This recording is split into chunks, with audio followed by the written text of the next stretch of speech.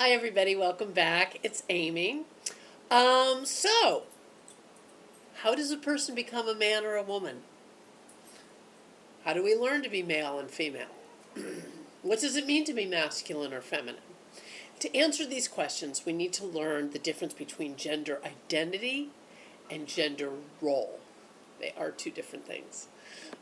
Gender identity is your sense of being male or female.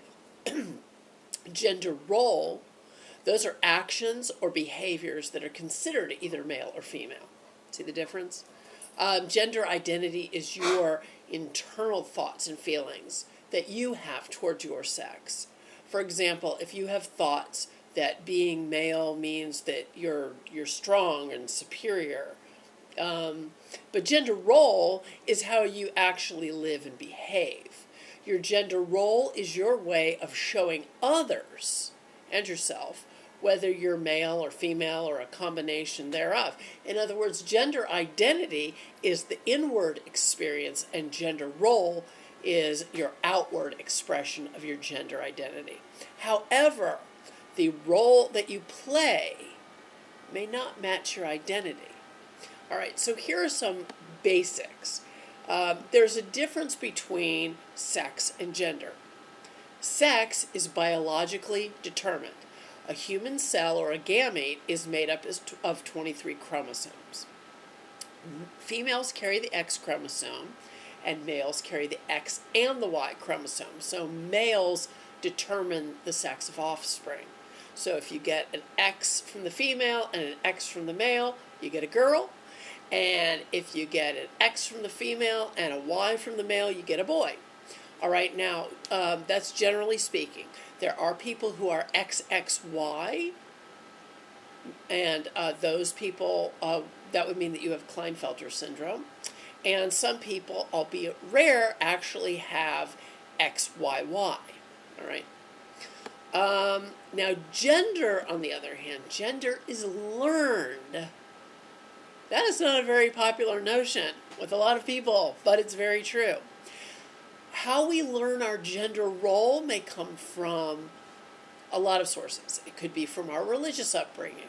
It could be from social and educational experiences. It can be from peers and friends. It can be from the media. It can be from parents and friends.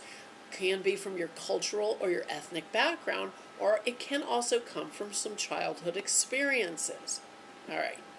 Now, that is just a basic overview, but first I want to give you a little exercise to do, and that may, open up your eyes a little bit about the difference between gender identity and gender roles.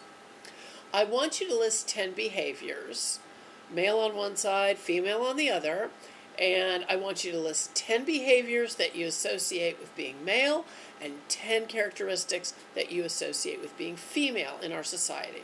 Male on one side, female on the other. You'll have a total of 20. Circle the 10 characteristics out of those 20 that you think applies to you. See if you choose any characteristics from the opposite sex. Are there any characteristics that you listed for the opposite sex that you wish you had yourself? Ask yourself what way you feel your life has been influenced by society as far as your gender role. Do you feel that you've been discouraged from expressing or developing characteristics that you desire? If so, which characteristics? Next time, because sex offenders are predominantly male, we are going to take a look at what you've been told that it means to act like a man. It may be yet another factor in your abusive behavior. Now, I would also not discourage women from watching this, because some of these things that we are told as women that it means to act like a man are sometimes things that we pass on to our children. So it's really important for everybody to watch. All right? Until next time, please subscribe to this channel. Please feel free to get in touch with me on Facebook, on Instagram, on Twitter, or through this channel.